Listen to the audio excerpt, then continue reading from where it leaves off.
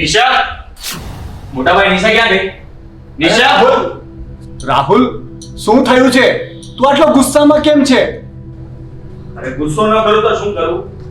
હા છે ને નિશા, બાજુવાળા ડોક્ટર અંકલના ઘરે દવા લેવા માટે ગઈ હતી. શેની દવા લેવા ગઈ હતી? હા, તમારી દીકરીએ મોઢું કાળું કર્યું છે, પ્રેગ્નેન્ટ છે. હા, કોઈનું પાપ એના પેટમાં ઉછળી રહ્યું છે. રાહુલ, તું આ શું બોલી રહ્યો છે? એનું ભાન છે તને? બરાબર રીતે ભાન છે મોટા ભાઈ. હા, ડોક્ટર અંકલને બધું પૂછીને આવ્યો છું અને એને જ કહ્યું કે દવા લેવા માટે આવી હતી. નિશાએ આવું કર્યું? નિશાએ મારો વિશ્વાસ તોડ્યો? મારી બેન આવું કેવી રીતે કરી શકે? હવે આ નિશા ક્યાં છે મને કહેશો?